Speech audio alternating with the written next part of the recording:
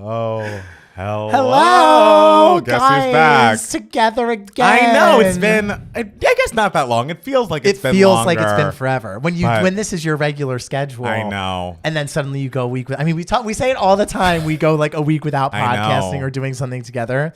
Which is why it's exciting to think that the holidays are coming up. Like, we're going to have weeks, over Christmas time. Oh, we're going to miss each other so much. I know. And like, who is that? Who is don't that? Don't know. I know. Our chemistry is going to be so different.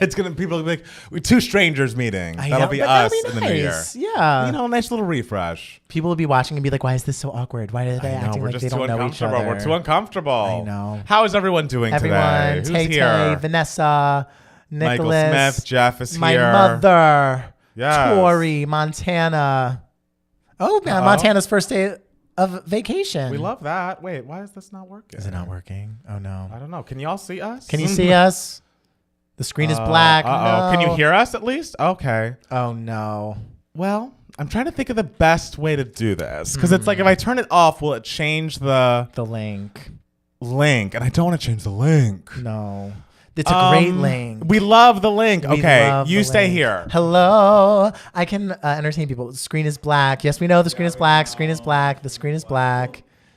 But this is the new look now. We're going for like mysterious and dark. Here we go. Oh, we did it? We did something. But are we in 4K? I mean, no, we're not. We're in 1080p. But you guys will see us in a moment. Yeah, this is an Easter egg for Reputation. Oh my God. Could you imagine? Taylor went in and switched your settings and was just like, these bitches. I know. We were just everything's going to be black from here on out. Everything's going to be dark and gray. There's going to be newspaper clippings in the background. Yes. Yeah. We love it. We see. Welcome. Hello, guys. Hey, I love that little moment. And I love that we didn't have to change the link. Because that was really It's horrible. It's horrible. Because then everyone is lost. I know. And we don't want that. We don't want to mess up the link is really the thing that I care about the most. Oh, completely. Because imagine posting the link. I know. Taking it down. It would have been a whole thing. So long to post all that on social media. I know. It really does. That's my job. I know. How is everybody doing today, Y'all good, guys? everyone? Now that you can see us, is everything bad? Yes, I can Bart see you. Simpson. Good. Oh, yeah. That's that Taylor song that I listened to that one time. I can see you. What's that on? I think that's one of the vault tracks on. She has too many, guys. Too many songs. Is that what it's called? It's so amazing how in the past probably like 4 years, like suddenly someone will name a Taylor Swift song and I'll be like, I have no idea what the fuck I don't know what that is. Because now she just has so many. She has so many songs. It's true. And like I'm a fan, a very big fan. Of course, we're big fans. And I feel like as a very big fan, I should be able to list her songs. But at some point it's like, okay, yeah, this is a lot. It's like, oh, this was just like a buzz release like in 2021. It's on speak now, currently dealing with what might be a torn leg muscle. So the stream is really going to be great, cheering me up. Thank you guys for bringing the good vibes on Sunday evenings. God, Vinny, I hate to hear that. I can't believe it. First, Jackson goes down with an ankle injury, and now Vinny. Why can't our kings stay up? Were you doing something athletic? I bet it was athleticism. That always will come back and bite you. Oh, what a stud. Trying to be an athlete will always hurt you in the end. Want to know what I've never done? Tried to be an athlete. And my muscles are just jello. Well, we love that. I am sorry to hear that, Vinny. That's a headache. But I'm happy that we're back here together. Yeah. Someone asked how our Thanksgivings were, and we'll discuss it when the podcast begins. Because there's not much news. So we're going to talk about our Thanksgiving. That's the thing. There wasn't a lot of news. And a trip. I have a trip. I can't wait to hear about it. And it's a trip, let me tell you. Part of me was like, what will it sound like if Matt Steele's voice is still gone by the time you got back? I know, you're all so disappointed. I know. I mean, how could you have, at like peak goneness, you couldn't do this podcast, oh my God. Right? No, it was gone. Like, it was gone. 100%. Yeah. Oh, I still yammered away. I was still in Austin, just like, so anyway. I was going to say people couldn't even hear you. I know, and it was probably like made worse because I tried talking over it. Yeah. But, whatever. It's fine. How long were you out? Vocal. It started going out Sunday night, I would say. And today is the first day where like it doesn't sound bad. No, it sounds good. I wouldn't say good. I would say I'm like 90% back. I think it sounds pretty good. Can I? Okay, it's not as crisp as it usually is, but like it's getting there. We love that for you. Oh, Michael Smith, that's right, is seeing Color Purple on Tuesday, seeing a New York screening. Oh, that's exciting. Guys, I'm so excited it's the time. I'm so excited that like all the screenings, people are just like, this is great. Like, I'm so glad. People are just like, this is a crowd pleaser. Like, oh, I'm so happy. People have been waiting for this movie for so long, looking forward to it so much, and I'm glad that the initial reviews have been so positive. Yeah, so we're ready. We're ready. Is Fantasia going to win an Oscar? Is really the question. I mean, I don't know. That would be amazing. I would love for her to get nominated. I would love for her to get nominated. I mean, Best Actress this year is very stacked. And y'all know my theory that I had where it was just like, oh, maybe they could campaign her in supporting and everything. But it seems like Danielle Brooks is such a slam dunk in terms of like being a front runner for supporting that they're not going to miss their chance of allowing her to, to win there. So you know, we're shooting for the moon, guys. Yes, all right. For the moon. Who's her biggest competition? Well, Emma Stone in Poor Things is apparently excellent. I haven't seen that yet. It's not out yet. Yeah. But it's a very like big like performance. Yorgos Lanthimos got Olivia Colman the Oscar for what's it called? The Favorite. So like same director. So he treats his actresses very well. But then again, Emma Stone already has one. So some people might be like, oh, well, she already has one. I won't vote for her. I'll vote for someone new. My first thought was like, what did Emma Stone win for? Oh, Easy A? sure. Ladies and gentlemen. Easy A was quite the performance. Well, you want to know what was also quite the performance? La La Land. Oh, can you all it's see? out of focus. Oh, no. Well, that's too bad. Danielle is amazing, I will say. Oh, Tori saw it. Margot Oh, Robbie. for Barbie. I don't know if Margot will get in. It's very, very competitive this year. Dylan, go see Renaissance by yourself. If you don't have anyone to go watch, see by like yourself. that is a movie that is truly going to be like I will be there with people, but it will be. He will be by himself. I will be by myself. It's going to be a movie between me and Beyonce, and that is how you should be taking that in. Yeah. I can't believe that's this week, by the way. I know. I hope you don't have work Thursday night. No, I don't. Okay, don't worry. I don't. Are we doing a 2 Game Mats video like right after? Yes. Okay, great. Are we going here? Yes. What theater? Oh, well, I mean, don't tell the people. Is the theater more near you? It's near me. Okay, yes. Great. Amanda and Easy A though. Honestly, everybody in Easy A.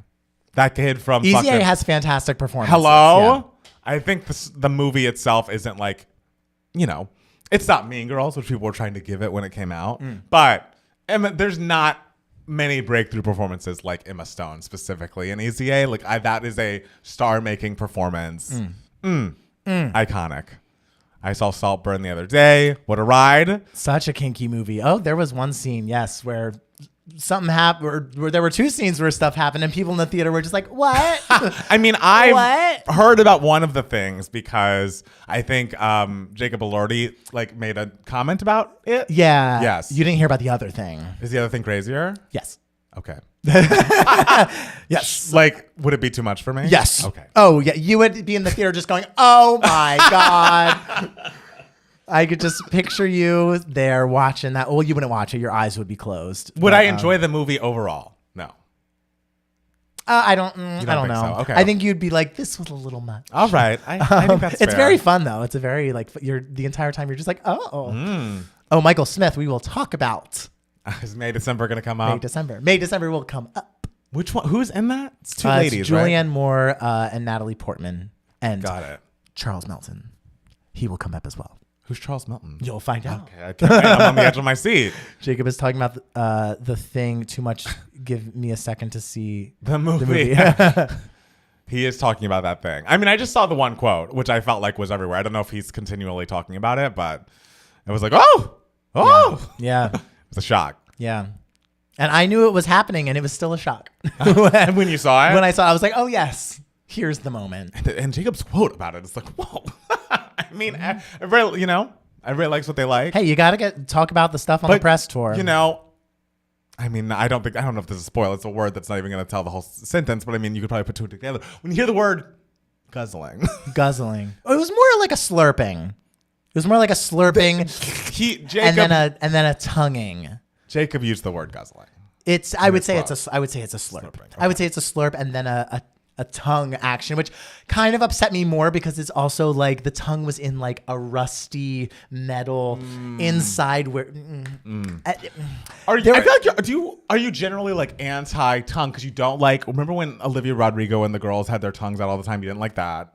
Yeah, no, I'm fine with you're tongues. fine with the tongue? Just Okay. like a useless, and I wasn't like so. I would like with Saltburn. This moment, I wasn't like, oh God, this is disgusting. Oh Right. God, I was just like, oh, interesting. Interesting. But tongues in general, I'm fine. I mean, I wouldn't want like a stranger's tongue on me. No, but, like, no one would, or I wouldn't. Sheesh. I just think that this pose of just your tongue out is hideous. It's just so unappealing. I think it's cute. No. On some people. To me, like a tongue out pose, we've talked about this, needs to be like with intention, like. Yeah, you like a rocker tongue out. Okay. Yeah. Like, so Miley's tongue to me worked, but just like, it's just having it dribble out is just unacceptable. This seems like a good moment for Juan to show up. Very valid. Yeah, where's Juan? I mean, if there was a bat signal for Juan, it should be going off with you talking about Sure. tongues in this way. Is May, December the new Babylon? Baby, nothing is Babylon. I was thinking about Babylon yesterday, and I was just like, I miss it.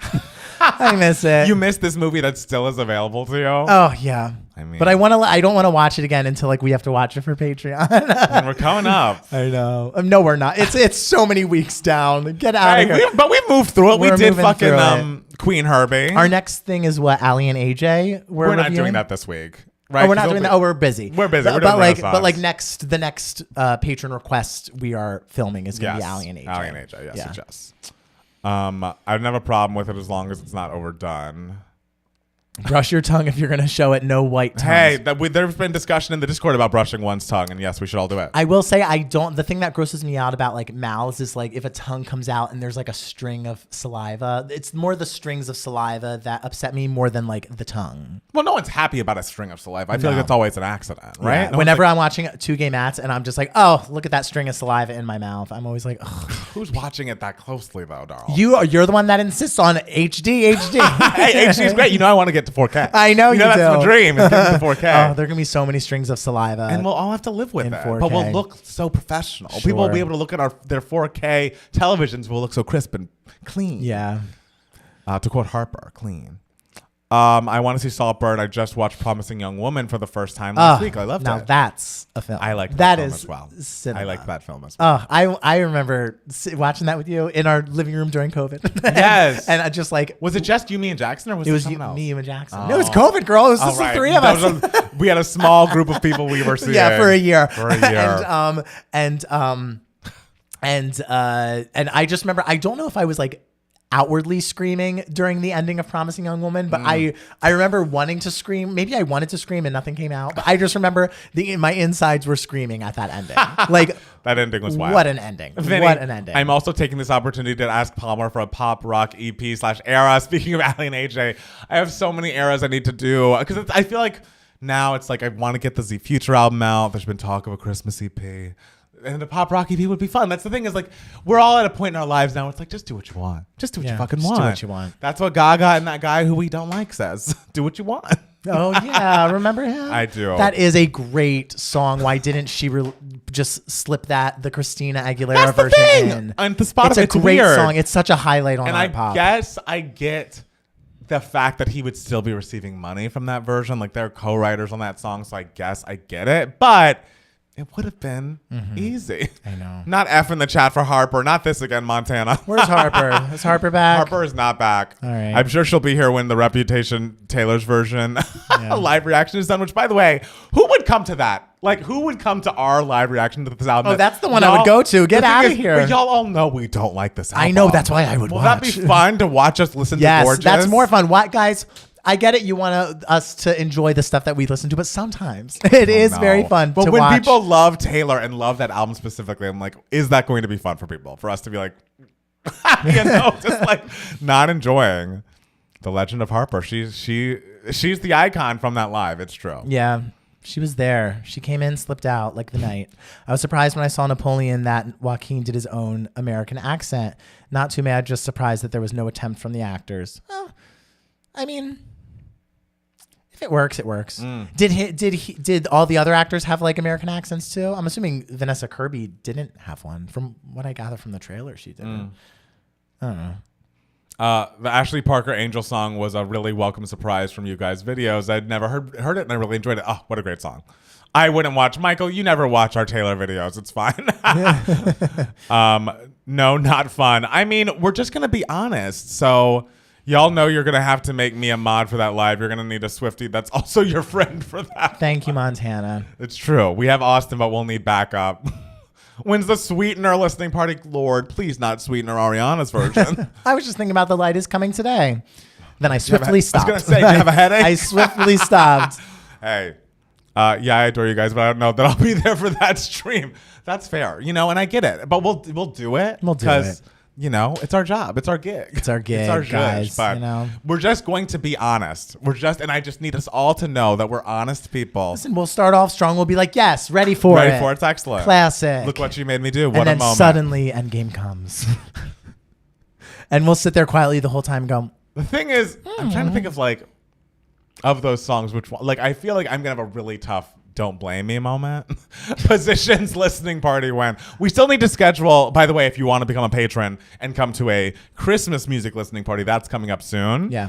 Lauren L will be here for the Rep Live. I'll be loving my favorite Taylor album on my own. Sorry, I think that's great. You enjoy it. Enjoy it. But yes, we are going to have a Christmas music listening party. So if you want to become a part of that, go to patreon.com/2gaymats and $5 and more. Everybody that is a paying patron. It's going to be everybody? I think it should be everybody. Merry Christmas. That's a very Christmas holiday kind of thing. How festive. And I can't wait to listen to a lot of music, watch some videos, just have a fun Christmas holiday party time. Maybe we'll have patrons send in videos for us to watch That'd of be cute. them saying hello, That'd happy be holidays, very doing cute. something, whatever it is. Yeah. What is Jaguar 2? Jaguar 2 is the Victoria Monet album. Oh no, I haven't. I'm sorry, squawking guys. on about. Guys, I've been busy.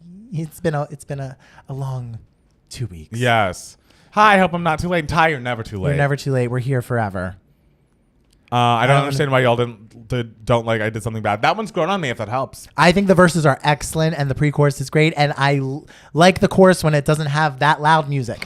When other people sing it, I'm like, I'm not bothered by I did something bad. I haven't seen the video of your least favorite concert moments you've been to. Have you done this? I don't know we have, but I know that Matt Steele's I don't have enough concert moments. I'm not a concert person unless it's the Spice Girls. Yeah. I mean, if I were to go, and when I saw Britney, it was wonderful and fun. But I don't go to that many concerts. Unless you want to see all my experiences at Bernadette Peters concerts or the Carol Channing concert I went to in 2004. Right. I just want to listen to Getaway Car guilt free. I like Getaway Car. He doesn't like Getaway Car. He doesn't. I did something bad. Chords. It can't be good time. I don't mind that song. Of the songs on that album, that is one in my don't mind pile. It's just where it's at. It comes at a point where it's kind of just like, oh, this album is going to continue to be so noisy. It's just right. You're thinking it's going to be a little different. Yeah, Shoshana and Cynthia. I did. Their version was very good. Yeah. That was a great. It was just a lot of strings behind them. Love a string. If I recall correctly. That was great. I'll force them to listen to Fruitcake. What is Fruitcake? What's Fruitcake? Is that a Taylor song? Another vault track we've not heard?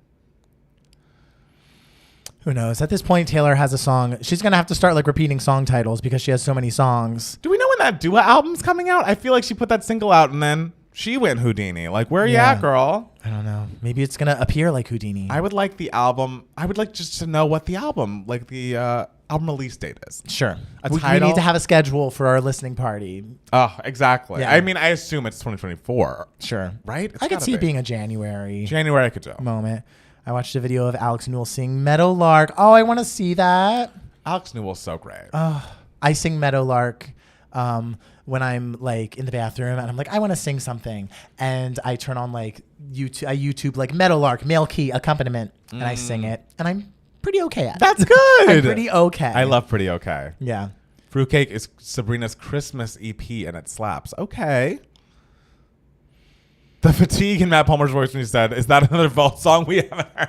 Yeah. I'm just saying, it's a lot. We've heard, there's been a lot of vaults. OMG, I just remembered that reality show Duet. Was it called Duet? If so, I don't remember that reality show. I don't know. Oh, God. Should we begin? Yeah, I guess. Let's get it going. You don't hear my voice sounds a little different? No. It's not as pingy. No, I think it's only you only. Okay. Or hearing it in yourself. Okay. All right? All right. Do I hit? Yeah, you can record. All right. Oh, God. All right, I'm recording. Okay. Ma. Hello. That's my warm up because, guys, she lost her voice. This week But it's back. And you're back again on the podcast. I'm here, like in person. You were missing in action last week. I know. We're like, where's Matt Steele? Where's Matt Steele? And here he is. Literally all the comments in the Rory podcast were just like, where's Matt Steele? And it's like, well, it's explained where I am in the podcast if you watch and listen. But, you know. It's true. There was a lot of that and a lot of like, ooh, new meat. Merry Christmas. People love a new guest host on this show. As opposed to the old meat, which is me. We're old news now. We're old meat, guys. And, you know, what can you do? Whatever. At least we're still meat. We're still meat. Yeah. I don't know. Okay. Okay. Do you want to start? Do you want me to start? Yeah, I'll start. Okay. Hey, everybody. Welcome back to another Two Gay Mats podcast. It is Matt Steele. It's Matt Palmer. And we are back here together. They said after the giant feud that we had that we would never get back together. And we did. We solved our issues. I saw a very funny tweet about podcasts. It's like my favorite genre of podcast is one where the hosts clearly hate each other, but the podcast is too successful for them to quit. And I'm like, that's not us, because we A, still like each other, and B, aren't successful enough for that to be a problem. I know, exactly. Yeah, no, guys, I'm so sorry I was not around last week. No. I did something that I never do. I took a vacation. And good for you. Insane. Pure insanity. I'm proud of you. How was that vacation? It was wonderful. I had such a fantastic time. That's so good. I hate traveling. I still hate traveling, but it was a very needed vacation. Absolutely, just because it was. I went to, for those of you who don't know, who did not watch last week or listen last week, which where were you? I took a trip to Austin because one of my best friends, Fernando, lives there. He moved there end of 2020. And then one of my other best friends, Matt Bridges, moved up to like Northern California end of 2021. So like, you know, two of my best friends. And it was very much like always like the trio of us together in my, you know, many years of living in LA. And so to have both of them suddenly gone, it's been rough the past couple years and everything. So, and we were just like, you know what? We're so stressed. All three of us have had a year. So we were just like, let's travel to Austin. Also, Fernando was in a play. That's great. Yeah, it was called The Thin Place, and it was really excellent. Like, I've never seen the play before or read it, and it was really, really great. It was Fernando's first time doing a show, so we wanted to go and like see him, and he was excellent. And so we were just like, guys, it's been a year. Let's take a trip to Austin. Let's go the weekend before Thanksgiving. Smart. That way, like, it's cheaper and easier and not as stressful. So flew to Austin on Saturday. And Saturday night, we saw The Thin Place with also my friend Arthur, who lives half in LA and half in Austin. Oh, right. And so I saw The Thin Place with, you know, Matt Bridges, Arthur, and his boyfriend. And then while, you know, before the play, we were talking, we were just like, I told Arthur, because he's a photographer, he's a really talented photographer, and he does all my headshots. And I was like, oh, by the way, like some point soon, like maybe December, January, like I might want some new headshots. And he was just like, well, I've been wanting to show you like my new Austin studio. So how about we just do an impromptu photo shoot? And I was like, Arthur, I don't have any clothes. And he's like, I got clothes, which is a great reason to be friends with Arthur and also the same size as Arthur. That's good. Because he always comes with a bunch of clothes. And so the next day, me and Matt Bridges as well did like an impromptu photo shoot. Like, and I just got like a couple looks done. So that was really fun. And then for like shits and giggles, me and Fernando and Matt Bridges did like a friends photo shoot. I love that. And we were like, okay, we need to like coordinate outfits, but like I only packed like 3 things, and all of us had something black. So we wore like all black, and we were like, all right, it's going to be like real serious. Like we're in like a 3-person production of The Inheritance or something. Okay. And so we took these like super serious like photos of like us all in black and everything. They're completely absurd, and I'm so happy that I will have them just for, you know, so I can look at and smile. Sure. And other than that, like we didn't do anything like crazy. Like we didn't really like go out in Austin. We really just like wanted to like spend all of our time like in Fernando's house, just like shooting the shit and doing what we used to do when everyone was living in LA. Yes. We watched a lot of this show. Have you heard of the show Naked Attraction? I've heard of it. Iconic. Oh my God. And you can just binge the hell out of it. Yes. So for those of you who don't know, it is a dating show in England. And what they do is they have one person and they have 6 people in boxes. And so this one person has to choose out of these 6 people. But the first thing they show you is their genitals. Like the box lifts up and in all 6 boxes, and you just see either that or that, whatever they're into. And they like go up and they like look and they're like, oh yes, I really like this one's willy. It's a bit on the small side, but I like a little small, Do we, the audience, see? Oh, you see everything, girl. Lord. This is a 18 and over show. Clearly. But like they really like dive deep, like they really show people their flaws and all. Okay. And they are just like, oh, his butt's a little flat, but that's okay. Or, oh, this one, I don't like the willy, but I like the butt, And so then after they look at that, they like eliminate one person, and then they lift up for the next round. They lift up the box again, and they judge based on like chest, so like chest or boobies. Yeah. And they talk about the things they like, the things they don't like, and then there's also like little facts about like men tend to be attracted to this type of nipple because XYZ biological hormonal reasons. So it's a little educational as well. I love that. And then they eliminate someone else, and then they lift it up again, and you see their faces. And so they eliminate someone off of that, and then they judge based on voice. Like they talk to them a little bit. Okay. They eliminate based on that, and then so it's down to the final two. And so then the chooser has to get naked, just like for fun. Yes. And then the chooser, while they're naked, picks the final two. I think to improve on the show, they should have the final two, when they're in the final two, wear clothes. That way the final round is judging them based on their clothes on. I think that would be a little twist, but whatever. It's like such a charming show. The people that they get on there are so endearing because they're a wonderful mix of just like wacky and sweet. Yeah. Because, to be on a show like this, you got to push the boundaries a little. Like you gotta be quirky, be a free spirit and everything. And so it's really just fun, and it's a nice little celebration of like bodies and everything. Okay. I wouldn't go on because I don't like being naked. Do they like see how the relationship goes once they've been picked? They do go on a date. Oh. And they follow them on a date, and that's like literally like a 3-minute segment. Okay. And then they meet up again like 2 weeks after, and they talk about how the date went, and they're brutally honest. They're just like, yeah, the date was bad. Or like, yeah, this person's a jerk, or whatever.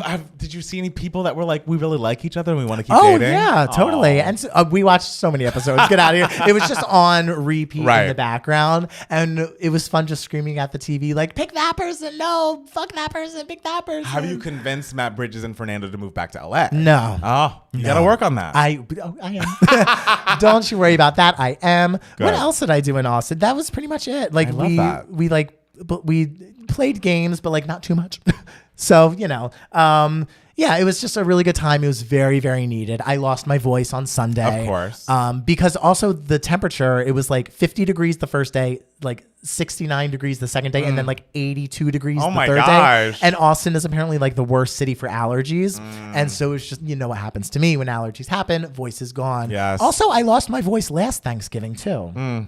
Like, did you too? Yeah, because again, this year for Thanksgiving, I went to my roommate Travis's family's house and had a lovely time. And this was my second year doing it. And I remember last year I didn't have a voice then as well. So it must just be something about this time of year. I love it. Yeah. I mean, the seasons are changing. Things are changing in the world. Sure. Yes. Yeah. Things are changing in the world. Absolutely. And, my voice is very sensitive. Very sensitive I have instrument. delicate chords. Yeah. You and Mariah, both very delicate Both very delicate chords. Yes. Matt Palmer, how was your Thanksgiving? What'd you do? Who'd you see? My Thanksgiving was great. So on the actual day, we went to Jackson's family.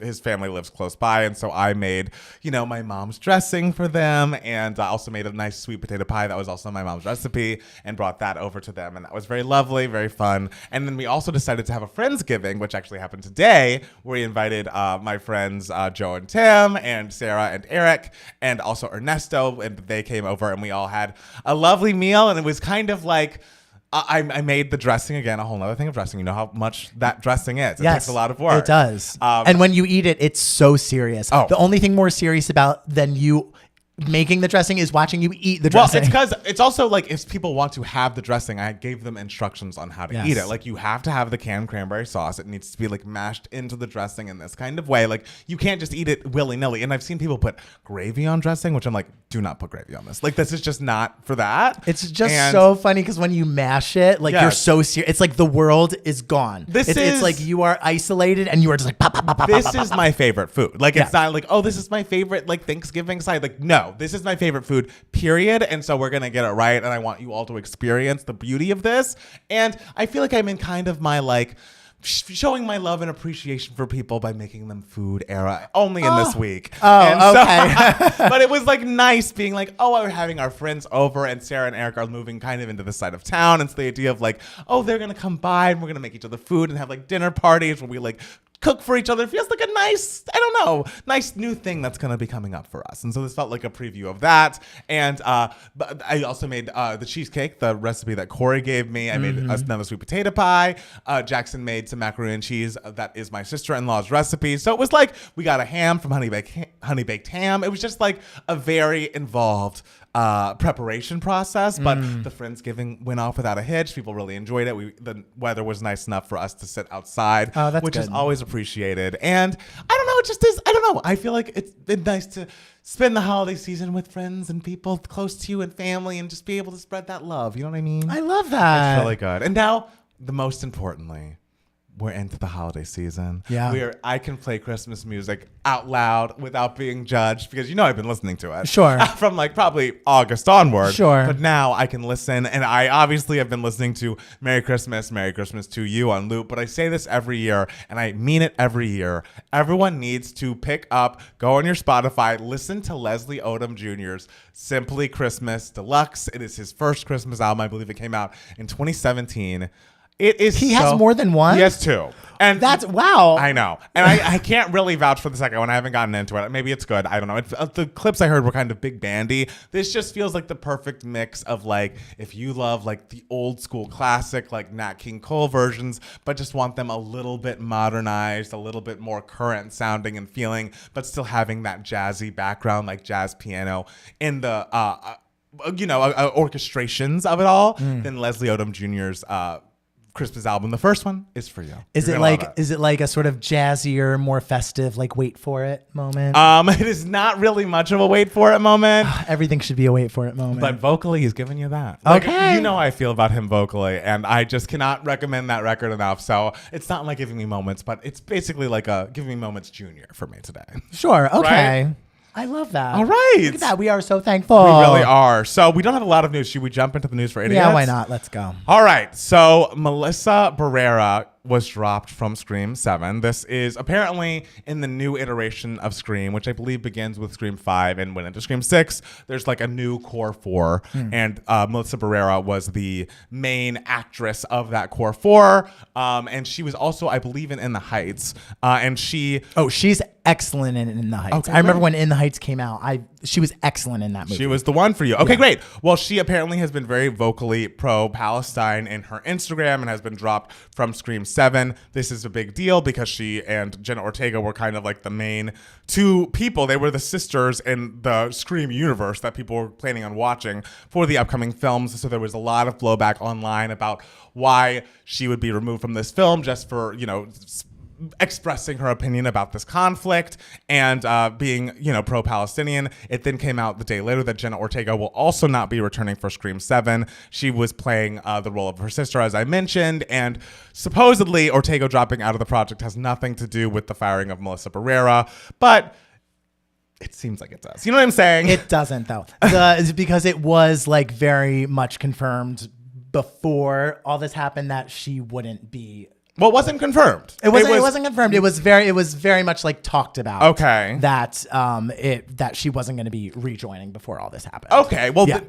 But Jenna also has been liking some pro Melissa Instagram. Oh, sure. I mean, tweets she's like supporting her friend and everything. Yeah. So I think she's with that. And so Melissa Barrera has spoken out after that. First and foremost, I condemn anti-Semitism and Islamophobia because I believe Spyglass said something about, being very anti-hate speech and anti-Semitism.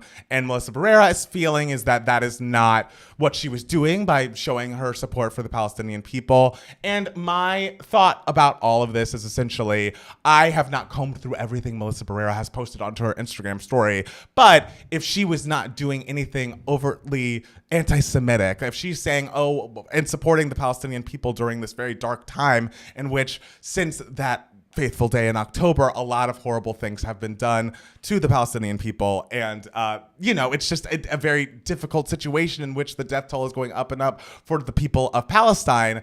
It doesn't seem like her voicing her support for that, even if sometimes it maybe was in a way that some people didn't like, it doesn't feel like a fireable offense to me. I have not read every line of things she's posted about, but I felt kind of strange about the fact that she lost her job over this because I don't know. I feel like a lot of, at least the Western media has seen things, at least in the mainstream media. There's an argument that we're only seeing one point of view there and just having another point of view in the conversation. Like she's a public person with a platform, but she should be able to speak her truth. And if she's not saying things, which again, nothing I've seen has felt very anti-Semitic. I, again, have not read everything. But if she's not really promoting that and just promoting being pro-Palestine, I don't fully understand why she was let go. I did see one thing that she posted where I'm just like, oh, the optics of this aren't good. Oh, really? Like okay. it was like the optics could be very much like interpreted like as promoting an anti-Semitic trope of just like, oh, well, Israel and the Jewish people control the media, don't you know? Right. Like it was very much insinuating that. So I can definitely understand the people being very angry about that.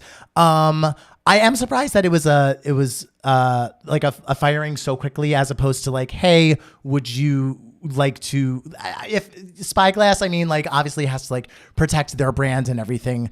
But I wonder if there was like a sit down with her being like, hey, can you apologize for this one post or what Right. I've seen as one post, just because optically, like this was not a good post. Right. Because it did very much like hint in support of an anti-Semitic trope. I don't think she like really like saw that it was promoting an anti-Semitic was trope. it like a retweeting kind of thing? Like she reposted something? No, it was something that she specifically wrote. Got it. Okay. And so I would, if I were the company, I would be like, hey, we want you to apologize for this one thing. I would completely understand that. But like a firing right away was like a little it feels shocking. aggressive, right? Yeah, and I also wonder about like I feel like it's come up that like Noah Schnapp, is that how you say his name? The guy from Stranger Things, who is kind of, is that Schnapp? Is that how you say it? Schnapp? Schnapp? I think so. Okay. He is very publicly and kind of flippantly in ways that I've seen very pro-Israel in a way that's very public and it seems like a little, I don't know. It just is like a public and almost mocking tone in the post that I've seen. I'm like, this man's not been fired from Stranger Things. It seems like people are being held to different standards talking about who they support or not support in this conflict. And I think it's odd. Well, I mean, odd. they are different companies. They're different companies. They're different companies. They're allowed to, do different things. While Melissa does have freedom of speech, so do the companies. And so if a company doesn't want to be associated with, someone who promotes an anti-Semitic trope, then they have every right to, do what to, cut ties with her. But I am surprised that it was a cutting of a tie so quickly, especially because I do think her statement afterwards was very good. It was great. It was very clear and very like, oh no, it doesn't feel like her. Very much like I denounce anti-Semitism and everything. I don't know. I understand like the times we're in, like I am seeing like such disgusting things on the internet and so it is sort of just whenever I like see something like it is kind of just like a shock. Right. And so, yeah, I mean, the company can do whatever they want. They can do whatever they want, but at the end of the day, it's like, are they not kind of shooting themselves in the foot? Because like the biggest draw to this movie was going to be Jenna Ortega, whose star has risen so much. And the idea that, I don't know, not only is she not going to be in it, she's like not going to be voicing support for this film. Who's even going to be in it if you have 2 out of the 4 stars not being a part of it? And it's kind of muddled up into all of this where they're getting a lot of backlash, Spyglass. So I just wonder, like, are they even going to make the movie at this point? Well, I did see like a rumor online, like people, not a rumor, but like a conspiracy theory online that because Jenna Ortega was probably not going to do this movie, that maybe the company was like looking for an out. And in terms of like we either want both of them or neither of them. But I'm like, I don't know if that makes any sense. Like, why would they go through all this rigmarole and like this bad press? Right. It seems like you could not include her. Just pick up her option quietly and have it. Because the thing is, now they look kind of bad to a lot of people. The Susan Sarandon thing happened as well. The Susan Sarandon quote I read. That quote's bad, guys. The Susan Sarandon quote is bad, and like I feel like Susan Sarandon a lot of the times, and if you want to look up her quote, you can. She always seems to like go back around. I feel like sometimes you become so liberal that you come back around and you say something kind of super right wing. It's like a big circle, and I mean, it's the horseshoe like theory that like opposite ends of a horseshoe, right? And I just feel like she's because she got dropped by UTA for this. I do think it's interesting that this is what it took to cut ties with her, because she's been saying crazy shit for a long time. I mean, the thing with Susan Sarandon is like, first of all, the quote that she essentially said like, well, now I guess the people of Israel or whatever know what it's like to be Muslim in America, and it's like it's very tasteless to like compare things like that. Let's not do that. Let's not do that, please.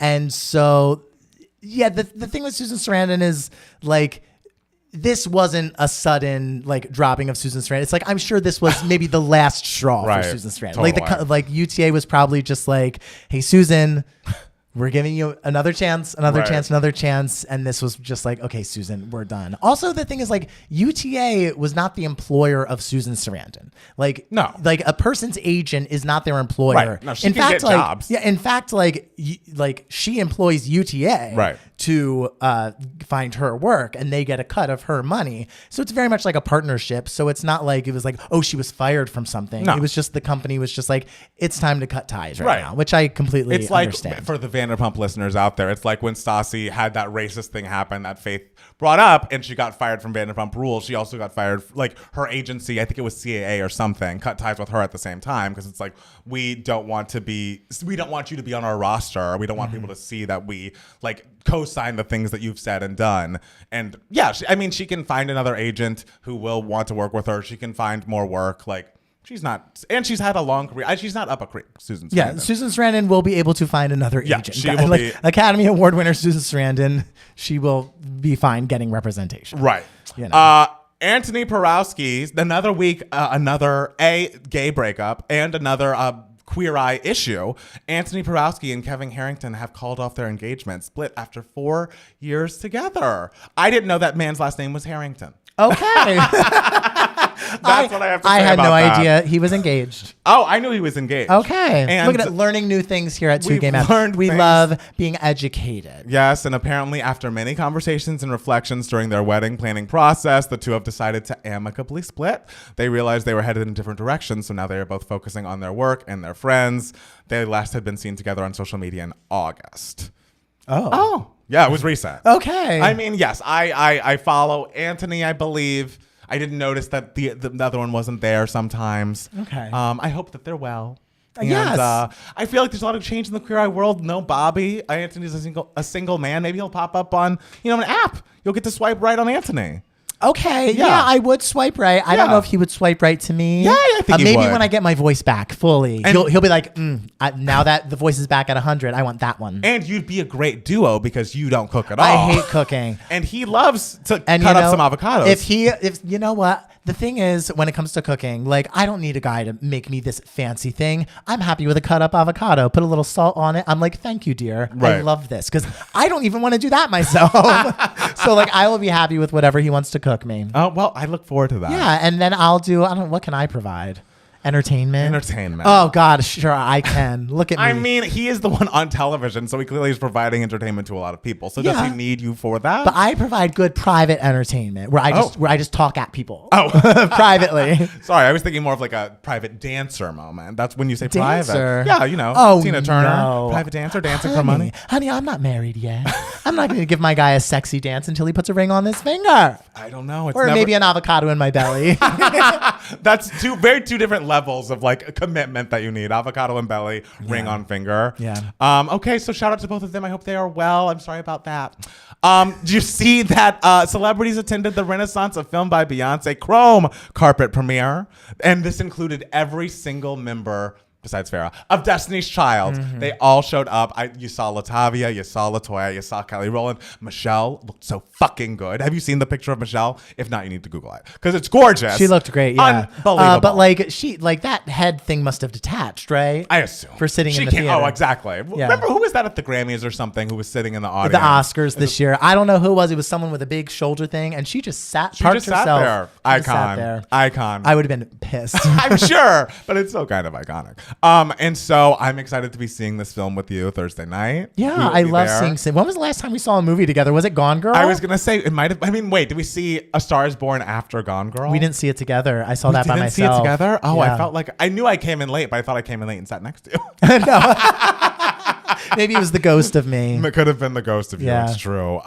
So yes, the Renaissance film. It's been heralded as basically if you liked Homecoming, you're going to love Renaissance, which Okay, is great. well, Homecoming's great. I feel like we're getting further and further away of the idea that visuals will be a part of this, which is fine if the visuals come in some fashion, Jesus someday, Christ, some way.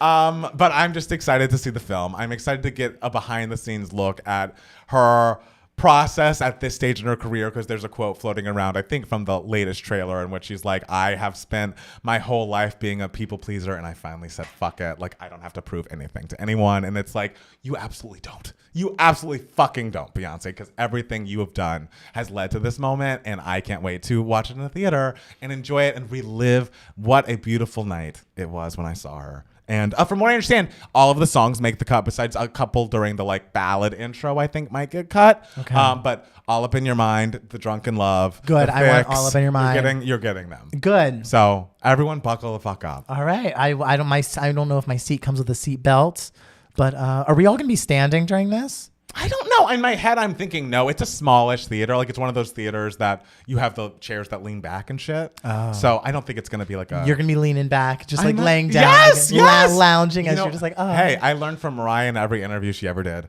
Always be lying down. All right. Hello? I can't wait. Yeah. Yeah, who was I talking to who was just like, are you wearing silver to the movie theater? And I was like, no. No, it's too much. No, get out of here. Other people who showed up in attendance were Lizzo, Ava DuVernay, Kris Jenner, Gabrielle Union, Issa Rae, Lupita Nyong'o, Janelle Monáe, Kelly Rowland, Mama Tina, Tyler Perry, and more. Taylor Swift did not attend, despite Beyonce attending Swift's premiere in October. She is currently touring Brazil. I'm just excited that this is the week of the Renaissance film. I feel like we've been waiting. Yeah, we haven't been waiting that long. I know, but it was only announced a couple weeks ago? I'd say over a month ago. Okay. Yeah. It's not the long. It's not like as long as I've been waiting for The Color Purple. No, but you knew that when that was going into pre-production. Like, you've been on that for a while. Oh, I've been on it. That's what I'm saying.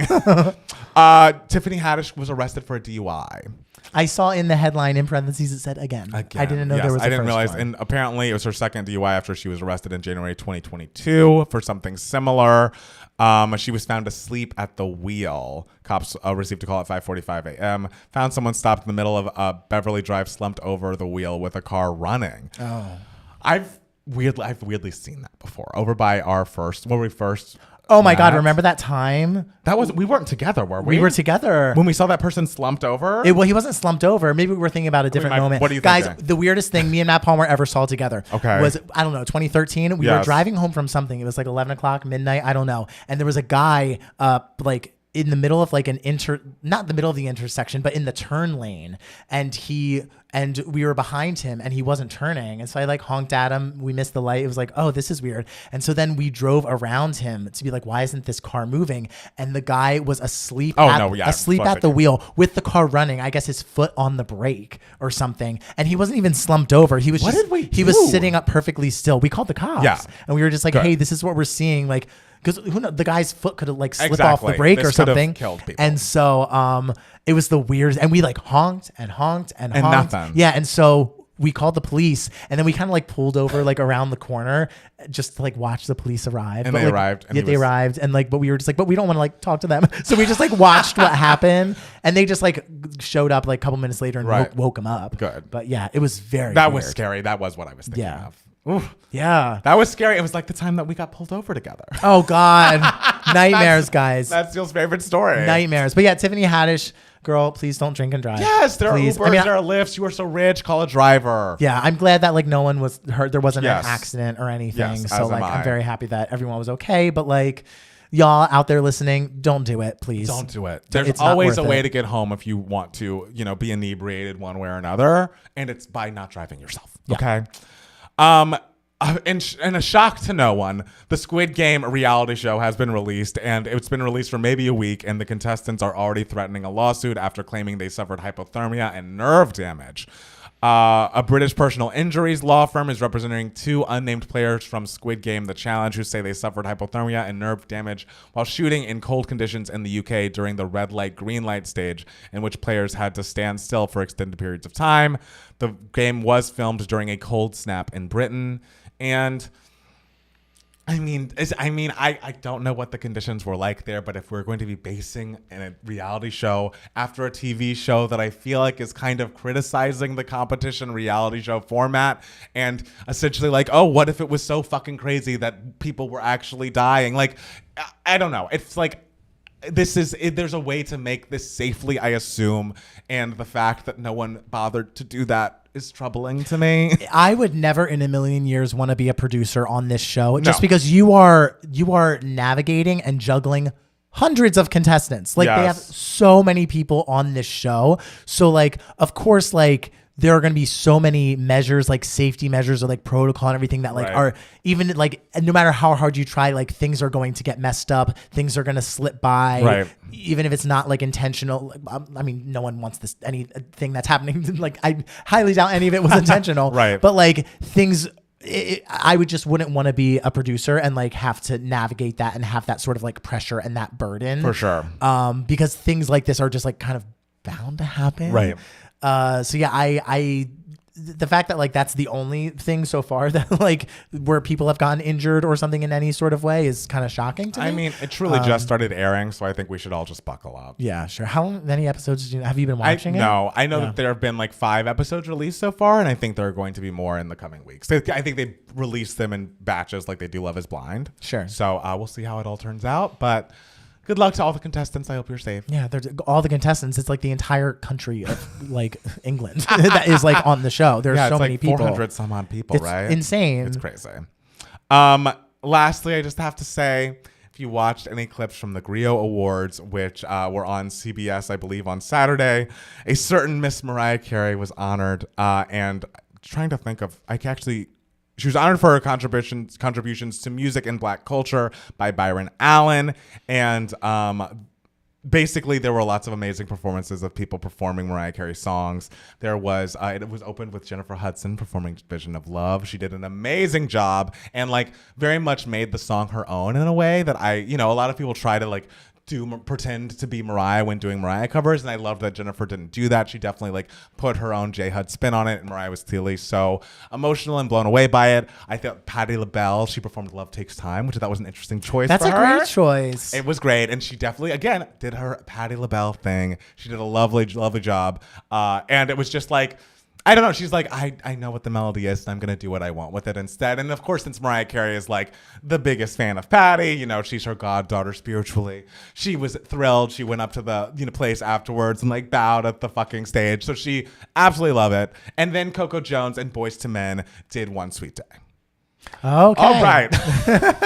I don't know Coco Jones. I heard she's a great R&B artist. I can't wait to hear her album. And I will say, one of those Boyz II Men boys, not Wanye, but one of them, publicly trashed Mariah on Facebook one time, and none of us have ever forgotten it. I think it was Nate said something rude about her vocals these days or something. Is it confirmed that it was Nate? I will look up to see which one. It's one of the ones. There are only 3 of them left in the If group. it wasn't Nate, we're sorry. I think it was Nate. Okay. It could have been Sean, but I think it was Nate. Okay. On Facebook. Ooh. I know. Because this was like 2010, but we're still mad. Because it's like, we're still mad because like, bitch, you've now performed the song with her since then. Like, why do you think she should even look at you? And then you're going to get up there honoring her. It's like, don't be mad that she was able to extend her career past the 90s and y'all could never do it. And I actually just watched something about how rude Boyz II Men were in the studio. I want to say it was with Dallas Austin maybe, and they had gotten too big for their bridges after their second album, which was a big success. But sometimes there's a reason why some people's success ends quickly and why some people have longevity.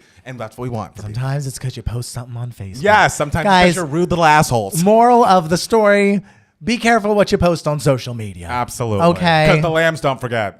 Yes. Also, listen to All in for Christmas Is You this week. Apparently, it's jumping from 17 to 4, maybe on Monday, and then could be jumping from 4 to 1 the following week. Okay, but how's Brenda Lee doing? She's doing well because of playlisting. She's doing better on Spotify than Mariah is, but for all the other music streaming applications, Mariah is winning. So they're going to be neck and neck like they are every year. I'm sure Mariah will get a lot of weeks, and maybe Brenda will sneak in a week here and there. That would be cute. That would be very cute. Yes. So everyone stream. We love, this is a time for giving. Yes, it's Thanksgiving. It is Thanksgiving. Is there anything else you want to tell the people for News Radio? I don't think so. All right, we're going to take a quick break, and then we'll be back with more 2 Gay Mats, the podcast. Okay.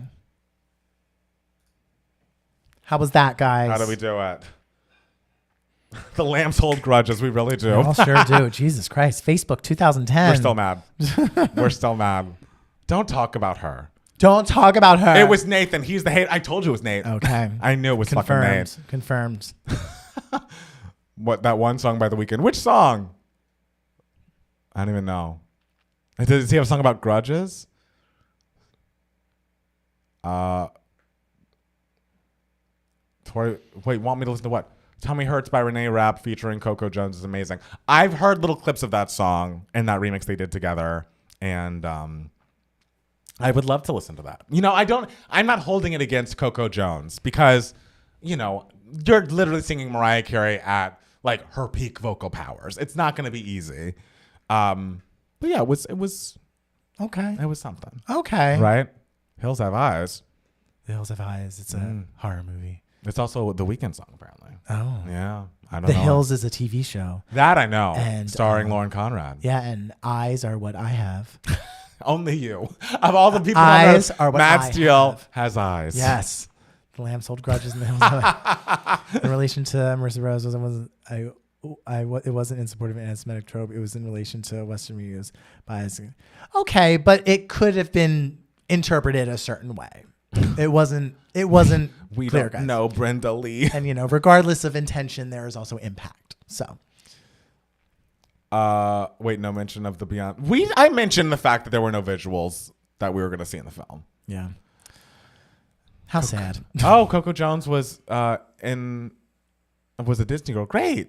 You should name the plant Harper.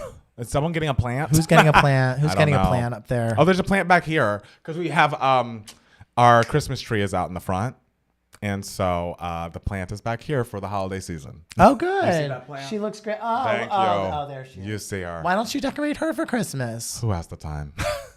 You do. You're the one that decorates for Christmas. I do love Christmas. Talking about breakups, do you think Mariah and Brian are together? I don't, and it really hurts me because sorry. he was so didn't want anything from her, very much in love with her, and it just makes me sad. Like they were together for a long time. Listen. Maybe he wanted to get married and she didn't. Maybe he wanted kids and she didn't want more.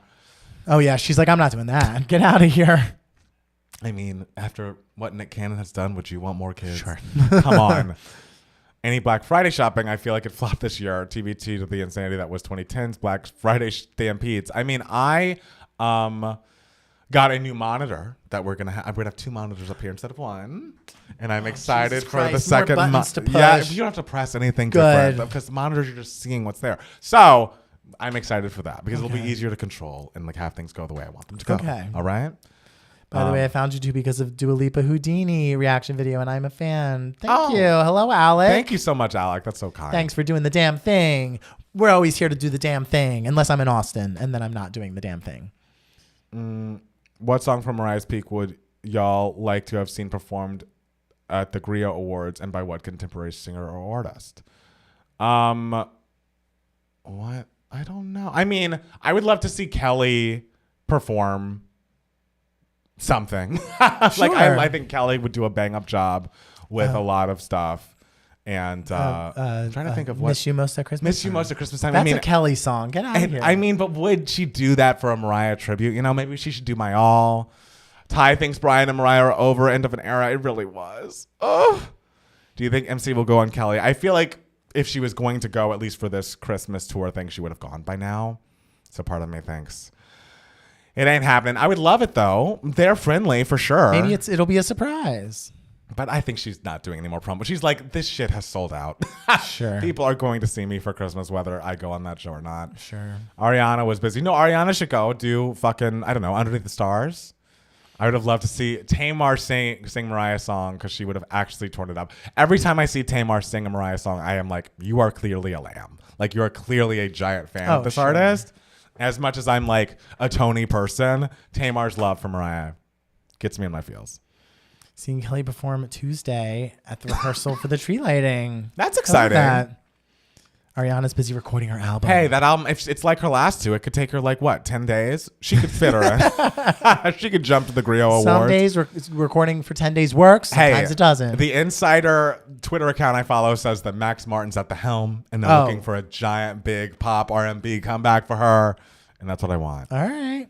Palmer would die to see Ariana perform Emotions. I think I've seen that. Didn't she do Emotions on her YouTube channel before she was famous? A million years ago, yeah. She did that. She did All In For Christmas Is You. But did she do it live? Did she do Emotions live? I don't think it was live, but Emotions is hard. I wouldn't need her to do that. If she does it live, I could see Mariah sitting there the whole time being like...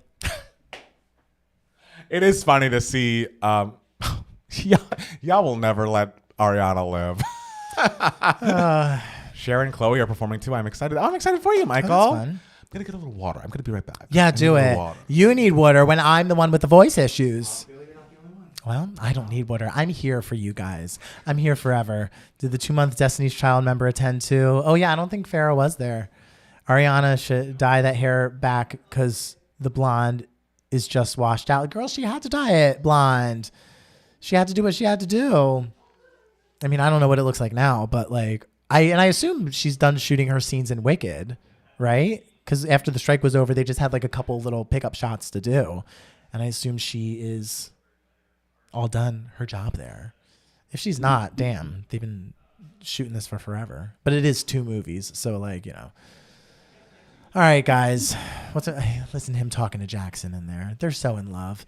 Yammering away. Being like, oh, baby, baby, baby doll. Baby. While I'm in here working, slaving away for all of you people. Oh, God. The time I put in. The energy, the drainage of my soul, just to give it to you. Oh, this is why my voice is like this. I should talk like this for the rest of the podcast. Hi. I was experimenting with different voices. Oh, how are people liking the voices? I don't know. They're not commenting. They probably all left. They were like, no. They were probably missing me. They don't like Ariana's blonde hair. Okay. That's what they're talking about. I was giving them voiceover work. I don't know. Let her be blonde if she wants to be blonde. You're so real for that, Steele. For what? I said about 12,000 things. The preview of Hell No was bad to me. They changed the melody and timing. Is it Hell No an Ariana demo that leaked or something? Hell No's a song in The Color Purple. Are you talking about The Color Purple? Oh, no. Why did I think him and Jackson had broken up? I don't know, girl. I don't know. We had not. Steele, are you excited for Burlesque on Broadway? I've never seen Burlesque. Is it? Oh, thank you, Ty. Is it gonna be on Broadway? I didn't hear it was gonna be on Broadway. It is going to be on Broadway, yeah. Oh, okay. I've seen it. It's about air rights. Sorry, you've seen what? It's a burlesque. It's about air rights. It's about air. You've seen Burlesque. The movie. Burlesque. It's Yes. about air rights. Yes. Oh. Yes. Oh. That's the sentence. That is the truth. 2.5 hours about air rights. It's about air rights. All right. All right. Get ready. I thought it was about a girl following her dreams. It's not. Okay. Yes, The Color Purple. I didn't know there was a snippet of Hell No from The Color Purple floating around. Would love to see a ranking of the Broadway Divas video. Matt Steele, the people deserve it. What Broadway Divas video? They'd love to see you rank like Bernadette versus. Ranking the Broadway Yes. Divas. That's a title of a video. I thought there was a Broadway Divas video that they were referencing. No. Would you do it? Would you rank the Divas? I can't rank the Divas. That's Get what I'm out of saying. here. Because it would Matt just be Steele. Carol Channing, everyone else. It'd be like Carol Channing, Bernadette Peters, everyone else. Yes, Lauren, you heard right. Air rights.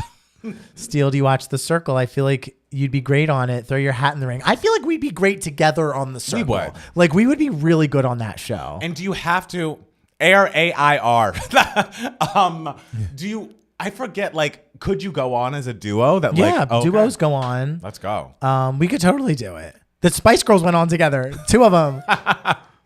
And we're bigger than them. I know. We're more iconic. No, we're not. Hey, we're more iconic as a duo. We're more important than Gem. True. There is no duo. What could have been, you know? I'm so glad never was, because that song. Guys, I miss Gem. I don't miss Gem. I miss Gem so much. What's the opposite of missing? Like happy they're gone forever. They were never here. Yes. Remember they posted those pictures of them in a bed and I was like, with like birthday hats on. It's like something's coming, and it's like, okay. OMG, y'all two on the circle would be amazing. We would be incredible on the circle. I mean, I only watched the first 2 seasons, but this I don't audition to go on with Fernando, because you did that with another fucking reality show that we were supposed to go on. I never auditioned for anything with Fernando. Didn't you audition with something with Fernando? No, for Buddy Games, I submitted me and like Fernando and Matt Bridges and like Greg and everything, because our friend Augie wanted us to submit, and so I was like, I'll submit for us. Oh, got it. Okay. And so that's why I did it. I did not get on Buddy Games either. No reality show wants me. I don't get it. Would you play as yourself or as a catfish? I want to be myself. Well, if we were a duo, we would have to be a catfish. Oh, would we? Yeah. Why? Are you supposed to be one person at a time? Yeah, I think so. Oh, I haven't watched The Circle. Okay. You watched the first season. Part, yeah. Who would y'all pretend to be on The Circle? I don't think, guys, like conspiracy theory, I don't think the catfishes are like allowed to choose what they're able to be catfish. We could be Brian Tanaka. Like, I feel like they give you something. I feel like they would be like a couple gays, make them be a straight guy on The Circle. Like that Brian would be Tanaka. They would know who Brian Tanaka is. And that's why we'd have to do our best Brian Tanaka impressions. Be like, hey, it's me, Brian Tanaka. And like everyone except for like maybe one other contestant would be like, who? I'd be like, who is that? I was in the Love on Top video. And people will be like, oh, okay. I was Mariah's creative director for a moment there. Steele, I would take that as a sign that you're incredibly mentally stable. Thank you. Hey, I still want you to be on that Vanderpump show. Vanderpump Villa star. I don't think that's the type of reality TV for me. Why? You'd be so good. I'm good at everything. Thank you. But I don't know if I would get cast on that. Why? I don't know. I think they're looking for a little something different. And I don't have that. I'm Circle. I am the Circle. Okay. I could do the Circle. Am the Circle. I am the Circle. You don't win that much in the Circle. Really? I'd rather do Big Brother. Hi, Montrez. Hey, Montrez. Audition with your deep voice. No, I got to be me.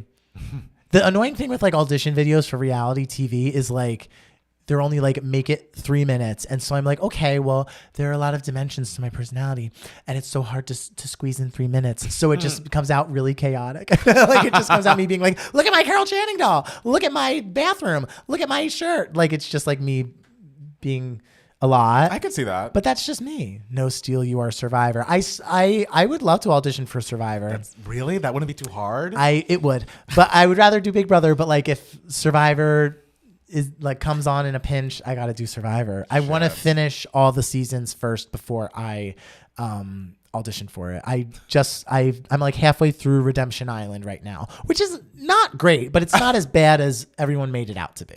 I imagine the second half is much worse, but still, the first half I don't think is that horrible. Steele, do you remember this reality game show called Solitary? It was like people competing against each other, but in separate rooms with no contact with each other the entire time. Was it like The Circle? Or they don't have any contact with each other? Like they don't. So what's the competition? Like they just sit there? There's not enough Big Brother-esque backstabbing and conniving on The Circle. I would be running amok in there. The Circle is a little more, and Netflix TV shows like in general are a little more polished. There's yet to be a gay Love is Blind, but if there was one, I would like you to go on that. That'd be amazing. I mean, maybe I'll just have to be on Naked Attraction. I guess. I don't know. How would I watch it? I don't need to see you naked. The cheering. That's how you would watch it with signs being like, choose the yellow box. Choose the box with red hair. Yeah. Oh, and all the time, like gingers are on all the time. And they're always just like, oh, I really like that one's pubes because I love a ginger man. And it's just like, yes, I would do so well in England. Okay. I would have all the boyfriends. I'm glad people love gingers. You'd be great on The Mole. I was going to audition for The Mole, like submit a tape, but then I forgot. Doctor Who did an episode that if you get evicted in Big Brother, you get killed. What? Yeah. That's crazy. I mean, well, the thing with Big Brother too is like once you leave the house, you kind of get killed on social media, so no matter who you are. So it's kind of true. I love that. Yeah. Do we need a gay Jeopardy? I don't want to go on gay Gay Jeopardy. Jeopardy? What the fuck is that? That'd be too hard. Gays can just go on Jeopardy. Very serious trivia gays. I'm not one of them. I'm not a trivia person. I like trivia, but it's like only about the certain topics I want to talk about. Which is like 3 topics. Right, guys. exactly. So I can't do too much. Not sure if this was conversed earlier, but how do you both feel about the whole conversation about Tate McRae and whether or not she's truly a worthy? I have no idea who this person is. I haven't either, and we're gonna watch a video of hers for Patreon. I think, okay, because people are really talking about it. I'm sure she's very nice. They want her to be the next Britney, and I'm like, is she? I don't know. I'm curious about The Color Purple. Loved the book and the original movie, but was a little bored with the play. Didn't see when it was reworked. A little nervous, but have faith with the cast though. Yes, that cast is great. Stay tuned. I'm more intrigued about Mariah's allusions to new music being somewhere on the horizon, but I support her getting her Christmas coin. Absolutely. No, I want the new music, please. Know that. Yeah, it's been what, 5 albums for over 5 years. Yeah, since Caution. What was it? 2018. 2018. Oh, it was. Get the fuck out. Came out September 13th, 2018. How do you remember that date? It was the day Maren Maisie died. Oh, it was very sad. It was the day in Devos we shot the scenes at the character Josh's house. Okay. I remember that. It was September 13th, 2018. I want glitter on Broadway. When is that? That's a great question, Ty. We need glitter on Broadway. I would love it. Okay, should we do part 2? Yeah. Oh, let me pull up the email. Oh, yeah, get the email. Get the email. Got the email. Tate McRae sounds like the name of a racist man. I'm glad she's not. I'm glad she's a lady who I assume loves people of all races. Saw her on SNL, didn't get the hype. Supposedly a dancer, too. Don't see the appeal of there either. I mean, I will say I've listened to Greedy in full now, and I enjoy it. I think that song Greedy is catchy and fun and good. Sorry I'm late to the live. Got back from seeing Ballads of Songbirds and Snakes. That's cool. Tate is good, but people need to stop acting like she's the only pop girl that dances when Tinashe is right there. And Victoria Monet dances as well. Normani dances and has put out some songs. But it's exciting. Hopefully it means that just more of the girls are going to be dancing. I don't know her, but I'll check her music out. Yeah, I've heard Greedy. I listened to NYT's Popcast podcast, and they're not as enthusiastic as I'd hoped with Fantasia. Why not? Fantasia's great. Yeah, and I'm sure she's going to be excellent. She's going to be excellent. She is excellent. That's what people are saying. Yeah, that email? Yeah, I got it. You got it? Okay. Yeah. Okay. Start recording. Okay, we're recording visually. All right, wait. We're not recording audio. Not Normani doesn't have a career in Austin. Listen, calm down. So harsh. Okay, it's Thanksgiving. It's Thanksgiving. It's Thanksgiving.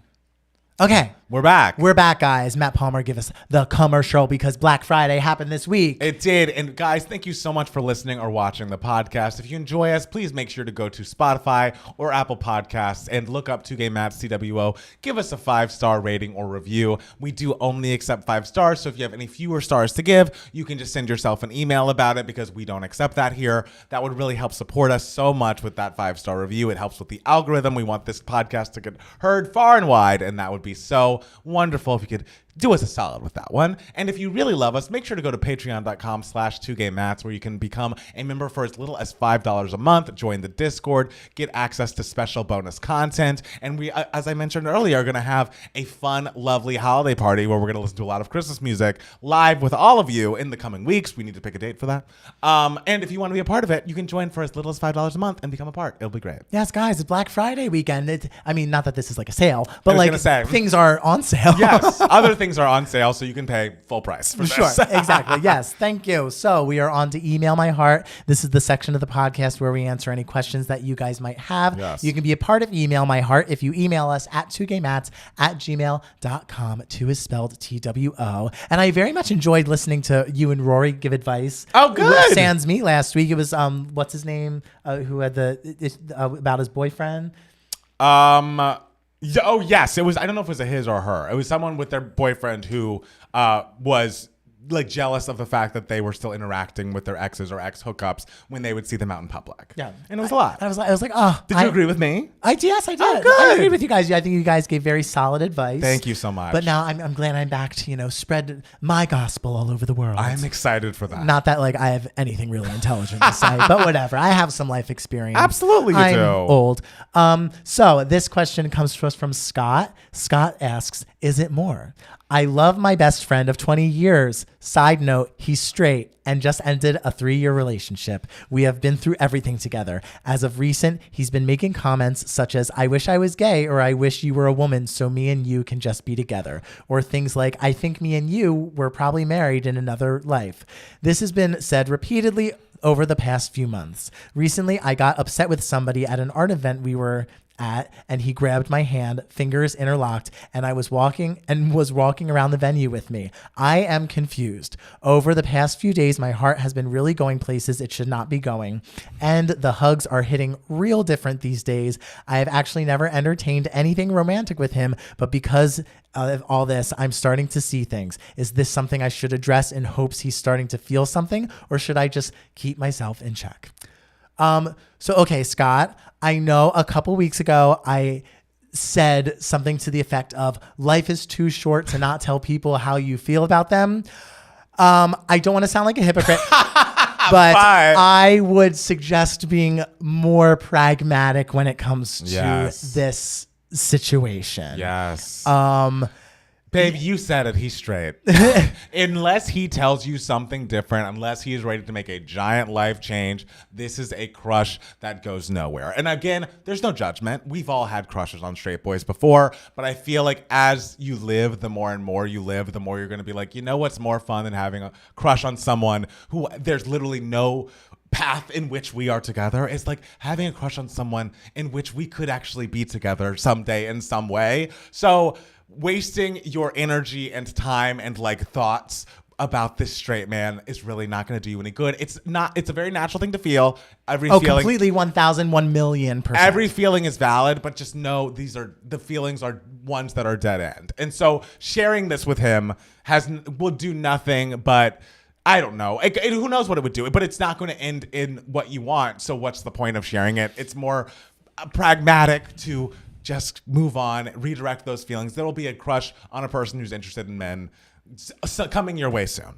Yeah, of course, like, it's not the most impossible thing in the world for him to not like also be interested in guys too. And he's just never told you. It's not impossible, no, but it's not so possible that it is of your concern at this moment. Right. So I think if that possibility is out there for him on his end, that is for him to explore or to express if he is ever so inclined to express it. So I think it would be more productive for you to just sort of just not entertain that thought for yourself, And I'm sorry, I'm hearing some people in the chat talk about like establishing boundaries with him, and I don't think that's a bad idea. I feel like there's maybe a way to phrase it that's not like accusatory or anything, because I'm sure he's doing things like grabbing your hand or saying things like, oh, in another life we were married, not thinking anything of it.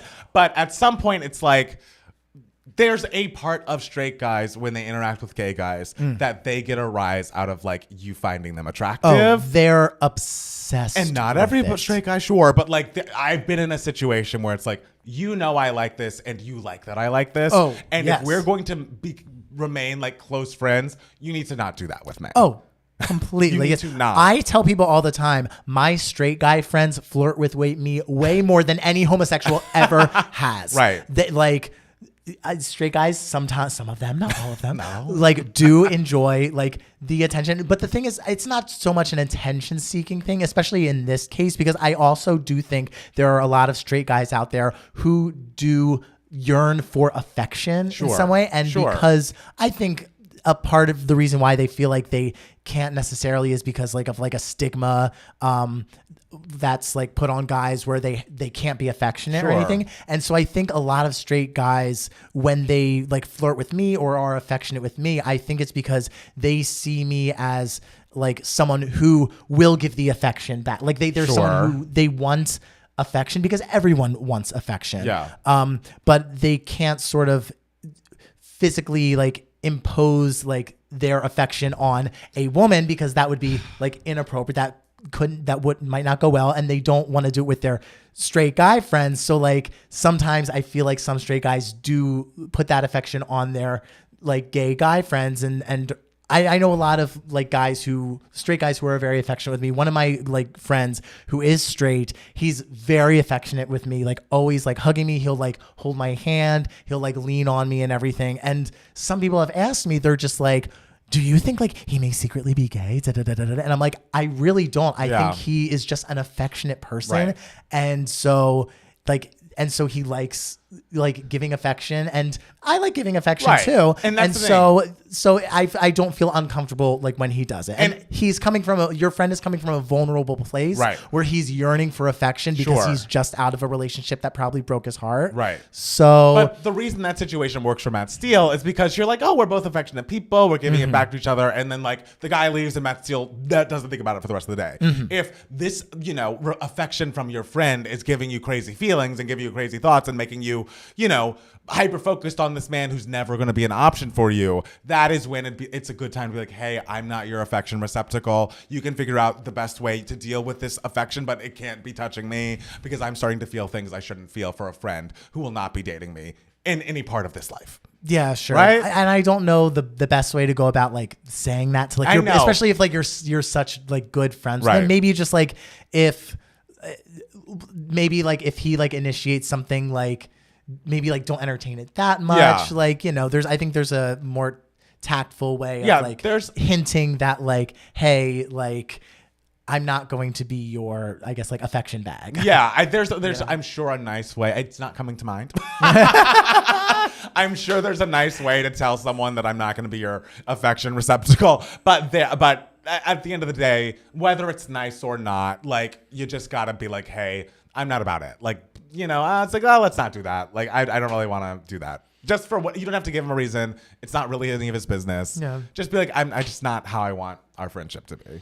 I hope that's okay. Yeah. Yeah. This is a pickle, and I understand. I completely understand and relate to like where your position, Scott, and it is very frustrating and like hard. Luckily, as an adult, maybe not when I was like in high school, but now I give off a vibe of, don't fucking touch me. I give off a vibe of like, touch me, hug me, like for everyone. These are walls, babe. You have to be let in the door, doll. I'm a hugger. I'm a hugger. I'm like, hello. Matt Palmer's a waiver. Hi, so good to see you.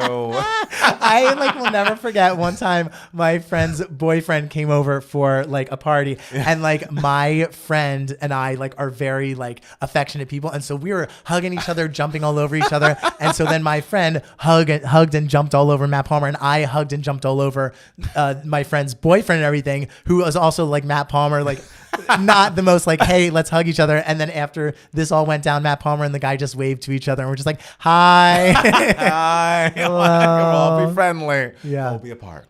Sure. Okay, that's the only email my heart that we got. Okay. Do you have a 2 gay minutes? I don't have a 2 gay minutes. Let's see. Do I have a 2 gay minutes? If I did, I didn't write it down. Well, what are you gonna do?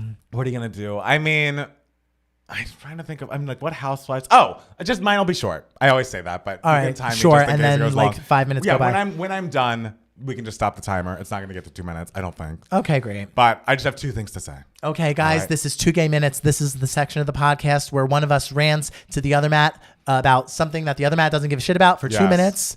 And we're going to start the clock now. Matt Palmer, are you ready? I am ready. All right. Ready, set, go. First and foremost, I have never been less interested in wanting to watch a season or an episode of The Real Housewives of Potomac that I have this season, which is too bad. It used to be my favorite of all of the Housewives cities. Like back in season 4, season 5 era, it was really at the top of its class. But now these women are too divided. They hate each other too much. We need an entire cast shakeup. Half of these people need to go. If like you were interviewing Giselle and she's like, I didn't actually see Candace or Wendy much this season. Well, then you didn't do your jobs. Like the whole point is that you have to all get together at points. And I can't watch these one-on-one things with like 4 girls who like each other in a scene and then the 4 girls who like each other in another scene. Like it's not working. Something's wrong. 2, Married to Medicine. I'm so glad people are waking up to the show. Housewives watchers who have never watched the show because they're like, it's not quite Housewives, are tuning in because Phaedra, former Real Housewives of Atlanta, is now on the show because she's vaguely dating a doctor and vaguely into like Eastern medicine. I don't know. It's like very thin as to how she's connected to medicine. But the season is excellent. And the fact that Quad is having to film with her ex-husband and his new wife is so awful. Quad has been the face of the show for 10 years. And I love that at the ex-husband's new wife's bachelorette party or whatever they're calling it, that Quad shows up for filming for the first time looking amazing. And Toya gets so pissed and Sweet Tea kicks her out. But whatever. Justice for Quad. How dare you hire my ex-husband back onto my fucking show. And lastly, Portia and Nene and Cynthia have been hanging out. These are Real Housewives of Atlanta alums, have been hanging out in Dubai. I don't know if they're filming something, but they look amazing. We need to get them back on Bravo as soon as fucking possible. Okay, you have 20 seconds left. That's all I have. Anything else you want to say? All I want to say is I hope that there are cameras following Nene and Cynthia and Portia. Housewives of Atlanta needs a reboot. There are rumors that Sanya and Drew got 10 fired. seconds. And I would like to see these ladies back together again on my TV screens. Make Atlanta great again. I mean that, as James Cameron said about the flying scenes in the Avatar movies, I would like to see it. I would like to see it. I want it on the show because I would like to see it. It's like my dream Atlanta cast. I'll be short, quick. I'm sorry. Okay. I want Nene. And the thing is,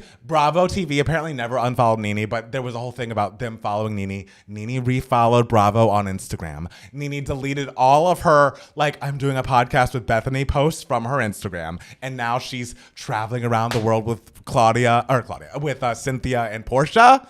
Feels like something's afoot. Yeah. Hello? I feel like if Nene like unfollows, she stays unfollowed unless there's a reason to follow Something back. I feel like is happening. But if we could get Nene, Cynthia, Portia, and Cynthia could be a friend of. She was boring.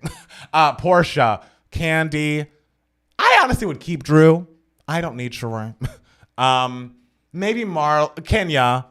And then maybe Marlo as a friend of again. The show would be great. The show would be excellent. Guys, and we need to mend fences. it hasn't been excellent in so long. All right. All right? All right. Matt Steele. Yes. Question for you. Oh, yes.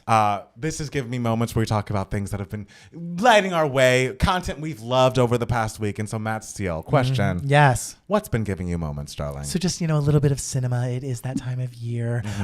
So I saw a movie 2 days ago called May December, and it is the new Todd Haynes movie, and it is starring Natalie Portman and Julianne Moore and Charles Melton from Riverdale fame. Oh. And it is sort of like loosely based on, do you remember that like scandal in the 90s about Mary Kay Letourneau? Yes. She was the teacher who had an affair with her 6th grade middle school student and like had his baby and everything. And so it's loosely based off of that story where Julianne Moore plays a woman who, 24 years prior had an affair with a 7th grader, and they are now like still married and with children and a house and living this like very wonderful, adorable suburban life and very much still in love. And so Natalie Portman's character is an actress, and they are making a biopic about this movie.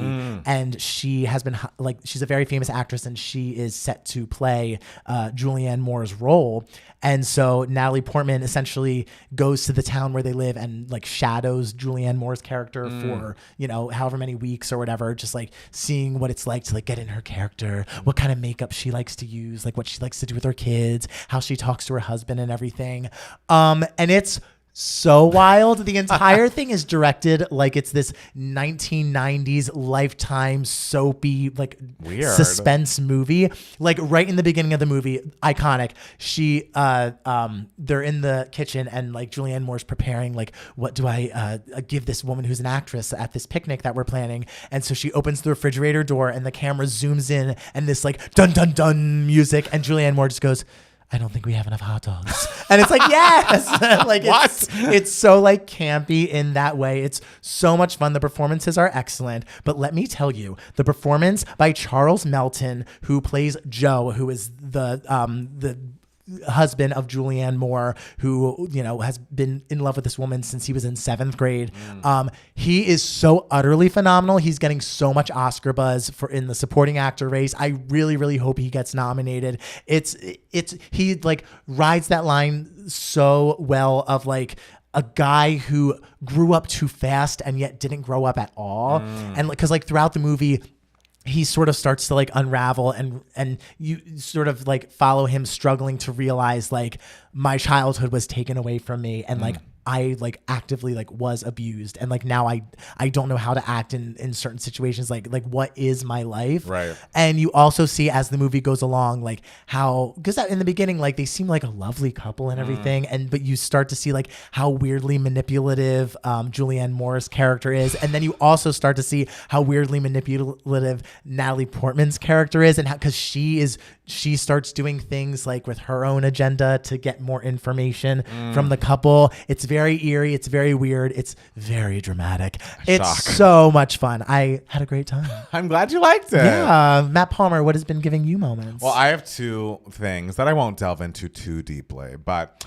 I just want to say that I watched the film No Hard Feelings, the rom-com. Oh, it's starring adorable. Jennifer Lawrence, and it is so adorable. Yeah. Like, it is such a sweet watch, and that young man who performed very well in the movie. He's excellent. He's great. He's fantastic in that movie. So fantastic. Yeah. And like, he's carrying this movie, across from a true megastar, and is more than holding his own. Oh, yeah. And it is, I don't know if people know the idea of the film, but essentially he's going off to college, and his parents are like, oh, he's so insular and like doesn't have any friends, and so we want to make sure that he has some life experience before he goes off to college. And so they essentially hire Jennifer Lawrence to like date their son, which like is essentially take his virginity. There's a little uncomfortability around that, understandably. I will say, if you keep watching the movie, it's not as weird. It doesn't get as weird as the premise makes it sound. Sure. But it just was a joyful romp that was like interesting while being funny.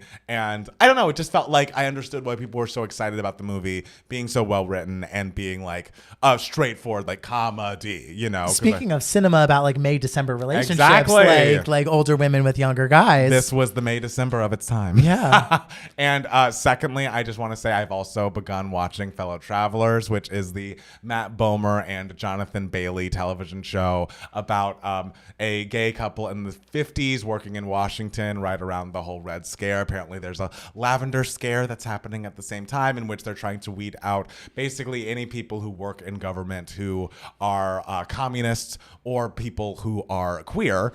And Matt Bomer and Jonathan Bailey obviously are queer, and they're together, and it's kind of some flash forwards into their lives in the 80s and what their life is like now in the 50s. And of course, it took me a minute to understand I'm not a period piece person, as you know.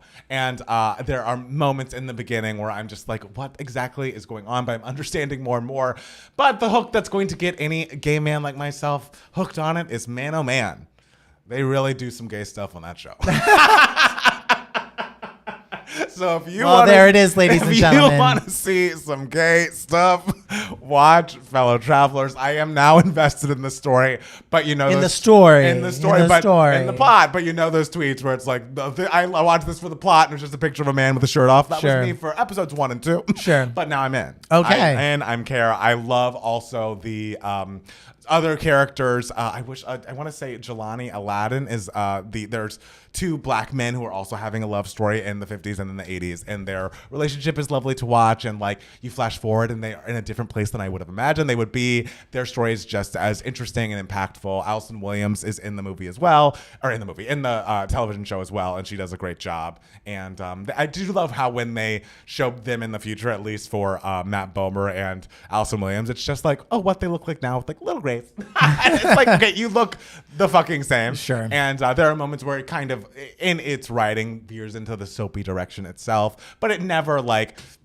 takes you out of it. Like, I'm still invested. I care, and I will be watching it until the end of the series. I keep confusing that series with the gay movie that's coming out later in the year, All of Us Strangers, with what's his name? Who everyone like Paul Mescal and Andrew Scott. That's confusing. Sure, yeah, it seems like similar like color grading.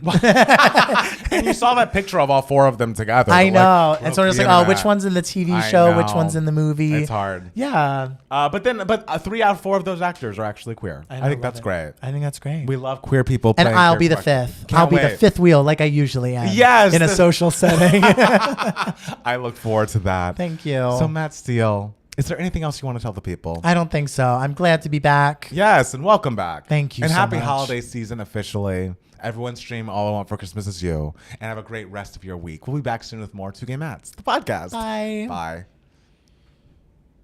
That was nice. That was guys. nice. That was Yes, so nice. that was so nice. Was this 2K minutes? Oop. Date him hard. That's funny. I kind of wanted to watch it, but it seemed weird now. For the articles. Oh, I'm in the middle of the newest Fellow Travelers episode right now. Paused it to join the live. It's so good. Bomer and Bailey are beautiful. How many episodes is it? I think it's going to be 10. Oh, and we're okay. 5 into it. Okay. Is it is it a mini series? I think I feel like it's a miniseries, but I thought of that for Big Little Lies. They always want to bring it back. Let's talk about SLC Heather being a pick-me, and Lisa finally picked her, and she looks like a psychotic gaslighter to Monica. It's true. Oh, and I didn't even mention that Monica, they talked about Monica, how she's like the best addition to a Housewives franchise in a long time. I think you did, yeah. And she's probably a scammer. She got, which not a lot of people get on their first season of an established Housewives franchise. She's first seat at the fucking reunion. Oh, Monica. It is Monica and Heather right across from each other. And yes, Heather, I didn't like how quickly she seemed to turn on Monica in the last episode of the show. I think that Monica's great for TV. I do think she's a scammer. And I feel like in her arguments, sometimes it's like she's got to let the other person talk a little. I don't know. But she's the best thing to happen to the show in a long, long time. And she's not going anywhere if she's fucking first seat. I mean, the way you get to that first seat is you don't let other people talk. You don't let other people talk. And she has the whole fucking cast against her at this point. I don't know. The thing is, they're all going to, once they realize that the audience likes Monica, then the other women will get behind her. But sure. I hope she's not like a full-time scammer. Only part-time. Only part-time Only scammer. part-time. Only just a little bit of scammage. They should outline generic-sounding titles because they're really hard to remember. It's true. Sure. Do you know why the movie's called No Hard Feelings? Do I? Yeah. No. Do you? No. That was my question when I came out. I was like, this movie was great. Why is it called No Hard Feelings? Oh, maybe that's like at the end of the day how they feel about each other once everything's revealed, or about how but he then, feels about her. Then literally any movie could be called No Hard Feelings. I hope we can call this podcast No Hard Feelings. That's funny. I hope at the end of the day we still like each other. Yeah, I didn't even think about it, but no, I don't know. No, yeah. I've never watched SLC in 82. It's good. It's good. Season 3 is bad, but seasons 1, 2, and 4 are great.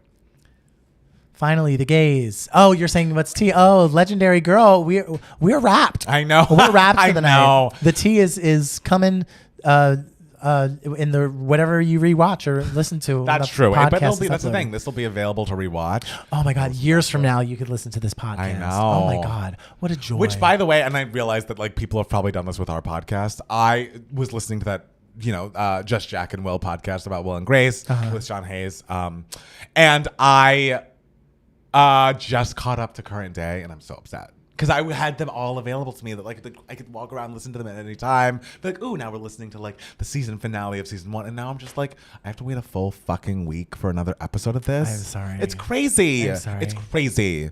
I'm sorry. You're not sorry. Sucks. What did Taylor say on Fearless? You're not sorry. The Hillary Clinton podcast that I listened to, it took her like 10 months like between seasons.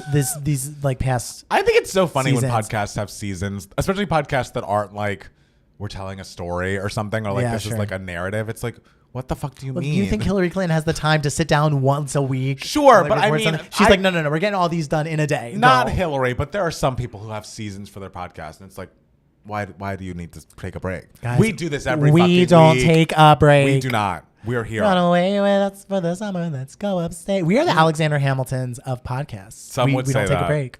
Someone say that. Legendary. Let's not do that. We don't have to assign and ascribe to that kind of thing. Listen, Legendary. You don't need to know that unless we're about to sleep together. And guess what? We're not.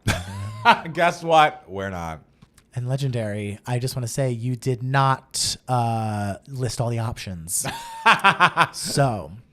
Because she doesn't pay her bills. Yeah, she's a scammer because she doesn't pay her bills, and then like she's suing Beauty Lab and Laser, and then I think like 30 different companies or people are suing Monica for unpaid bills. So yeah, scammer. Okay. Yeah, that's sure. But who hasn't scammed, guys? Come on. I don't think I scammed. I think No Hard Feelings was supposed to be a double entendre, but it really is too. But like, it's not like the movie's about boners. Like, no one's been able to explain to me. Hi, Mr. Krakowian. Hi, We could Google it. Mr. Krakowian. That's his name, right? Google why it's called No Hard Yeah. Feelings? All right. Go. I'll Google it, see if we can find something. All right, cool. No one on Twitter knew. Oh, did you look for it on Twitter? No, I tweeted it, and Oh. everyone was just like, I don't know. Why is the So, movie called No Hard Feelings? Give us the journalism. Speaking of scammers, what about the Salt Lake City woman? Oh, we were just talking about her. Yeah. That's why we were talking about scammers. Oh, is she in jail? Who? No, she is still with us outside of jail. And yeah, the thing is, I don't know how it's going to happen. I don't know what's going to happen there. But I like the show Glamorous on Netflix. Did you hear it got canceled? What show? It did. Glamorous on Netflix. Oh. That's unfortunate. Sorry. I hate to be the bearer of bad news, but no. But Monica used to be Jen's assistant. Jen is the housewife who is in jail, so maybe she got it from her. Thank you for liking my sweater. Oh, that's nice. I got it for free from my friend Alexis. Hi, Alexis. Hi, Alexis. Speaking of scammers, all MLM girlies who you haven't talked to in years DMing you with a hey girl. I mean, people love a multi-level marketing. I just wonder, like, at some point, enough people are going to know that those are all scams that they're going to You know what I stop doing miss? it, right? You know what I miss on Facebook? The Pearl parties. What are those? Oh, it was like a girls would sell like pearls to like other people. It was like one of those, you sell things online or whatever. Yeah. And they would have pearl parties where like people would put in their orders and they would open them on like Facebook Live or something, where like they would open up oysters and be like, oh, you have a beautiful lavender pearl. Yay. And you ordered 3. So like she would open up like 3 oysters and pop out a pearl. Interesting. Like all different colors. And I would watch them. I mean, I feel like they do stuff like that on TikTok Live. And TikTok. Sure. Yeah. This was like 2017 era. Steele, did you enjoy Austin? I did. Oh, I live here and was hoping to run into you. Oh, well, we were mostly staying. My friend lives just outside of Austin, so we were mostly staying there. MC Cleaning album. I mean, the Mop song would be great if we got a full version. What do y'all think of Laverne Cox? She's great. She's great. Yeah. Who doesn't love Laverne? I'm going to dance in the Nutcracker Ballet this season. Oh my Tights. Oh my God. God, that's amazing. Congratulations. That's so exciting. What role are you? Are you a mouse? Are you a sugar plum fairy? Or are you, I don't know what other roles there are besides like Clara and the Nutcracker. I haven't seen Nutcracker in a long time. I don't think I've ever like seen a live production of the Nutcracker. I used to watch like the movie version from like the Russian ballet or something from That's like cool. the 80s or whatever. Love that. Yeah. The MLM leaders are super manipulative and try to recruit people who just need a job or are struggling. Yeah. Yeah, what can you do? Oh, yeah, it's tough out there. Yes, now I'm thinking air rights means there was a law that they could dance, but their feet always had ground and their thing to fight for the right to use a pole. That is so funny. Lauren, you should just watch the movie. You can't. All your ideas are better than the real thing. I guess you'll be disappointed, but I think the movie is available to be streamed on some platform. I'm new to the channel, and there was a non-Matt participator the other day. I know. I'm so sorry about that. He was not a Matt. I know. Oh, Max Zamorano, stage manager on the Nutcracker in Seattle. Oh my God, a lot of Nutcrackers in the chat. Wow, look at you. All these Love theater that. people. Max. I love a good stage manager. Oh, and Mr. Krakowian is the Snow Prince. Gets to wear white tights. I That's love exciting. that. The Snow Prince. All these air rights romantic. theories are killing me. Steele, have you seen Nyad on Netflix? I haven't. I just watched it. Annette Bening and Jodie Foster are so good in it. I mean, I love Annette Bening and I love Jodie Foster. So I didn't get to see it when it was at the theater by me. So I guess I'm going to have to see it on Netflix. Man, I'm good with my fake movies. The Wagon Wheel with Tuesday, though. I mean, that's what Cher wants to see. Isn't like burlesque like 3 hours long I or think something? it's very long. I remember that. I watched it at the house. It must have been before you moved in. Yeah, it was like 2011. It Yeah. came out. I just remember like whenever people talk about it when it was out, I hadn't seen it, and the first thing people would say was, "It's so long." And it's like, okay, It is long. if Netflix offered to produce my series with unlimited budget, I will run far away from them and have it produced by the Hallmark Channel instead. I mean, it'll probably get watched on the Hallmark Channel, like because people just have that on. They do, especially this time of year. Whereas like Netflix, like people have to like search and click and Yeah. I really don't remember that part of the movie at all. Air rights, really. Yeah. It's I mean, it's almost a spoiler. It's the end. Jeez, what the fuck? I'd love to catch up with you guys sometime in Kiki. Cocktailed up. I would have a cocktail with you. Matt Steele would not. No, I don't drink. I'm sorry. And he hates you. And I also hate you. I knew sorry, it. we're feuding. What a feud. I know. Here I'm it so comes. sorry. Feud. Yeah, I didn't want to like tell you. I wanted to be like, First time. Considerate about it, but like whatever. 2024, no more couth from me. I know. You're so uncouth these days. I know, uncouth. So uncouth. That part right before the curtain goes up when she goes, "Whoa, what?" Oh, that's Christina Aguilera impression. That's funny. I felt the same way about Oppenheimer. That was the longest movie I watched. It's only 3 hours. That's long. It's not the longest movie of the year. What was Killers of the Flower Moon was 3 hours and 26 minutes. Oh. So far, what is your favorite movie of the year? Past Lives. Okay. We almost watched that last night. Oh, why didn't you? I got tired. I get tired. Well, I'm glad you didn't watch it tired because you would have fallen asleep. I would have. If you want to, like, if there's a movie that you want Matt Palmer to see, make sure you don't put it on when when the sun has set, like, because he will fall the asleep. sun could have set. I can watch things after the sun has set, but not. There's only so many. I mean, come on. I'm a human. What can I say? I mean, I don't fall asleep for anything.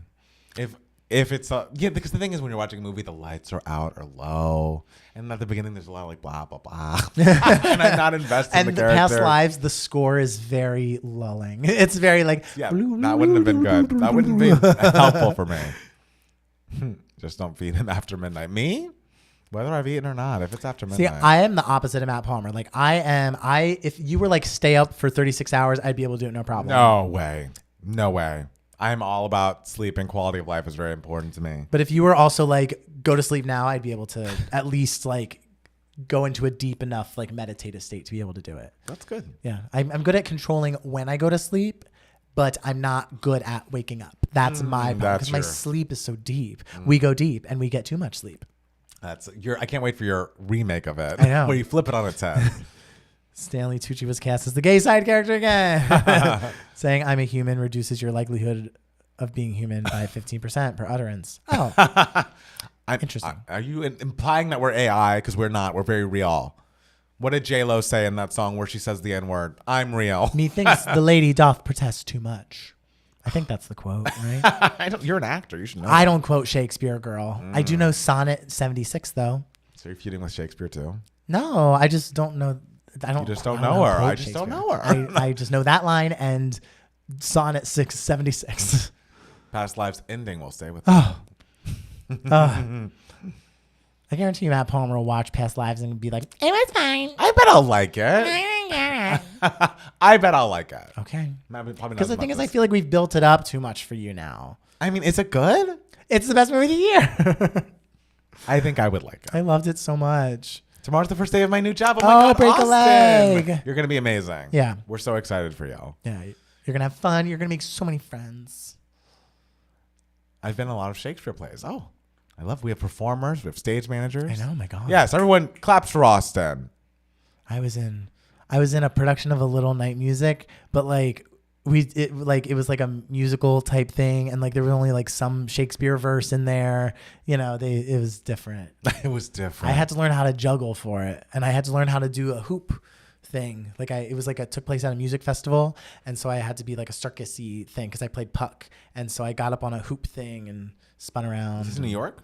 No, you saw this production. This was in 2012. Was that A Little Night Music? Yeah. No, not A Little Night Music, A Midsummer Night's Dream. Oh, Did I say A Little Night Music? So. Oh, I'm so sorry. Okay, so I fucked up. I was like, what are you talking about? I was in A Midsummer Night's Dream, Great, okay. not A Little Night. Because the production was technically called A Little Midsummer Night's Dream. Got it. And now I'm understanding. I accidentally said A Little Night Music. I would love to be in A Little Night Music, though. That'd be lovely. I sing a mean later. Later, yeah. Yeah, it's a great song. Is that the one that we watched a song of that Grace or Adam Parnell wanted us to watch? Oh, I wanted us to watch it. It was the song A Weekend in the Country I made you watch. Oh, I don't know if I remember that. Okay. Okay. Steele, I bet you were a great puck. Well, I mean. I performed You Ought to Know for my Sunday school class once when I was in middle school. Good for I you. love that. What are the chances Wonka will be good? It'd be cute. It could be fine. I was Lysander in Midsummer Night's Dream. Ooh, performers. God, we're such a talented bunch. I know. People, the performers get it. They get us. I was in a children's production of The Nutcracker back in the day. Hey. And you all know I was the voice on Les Miserables. Yeah, we all know who was behind that barricade. Let me tell you. And let me tell you, they listened to that. When you have those vocals, you can't help but listen to that. You can't not listen. All right, guys. I think it's time. It's time. This was lovely. Welcome back, Mets. Thank you so much. You were so very missed. All right, y'all. We'll see you very soon. All right. Love you all. Bye, friends. Goodbye.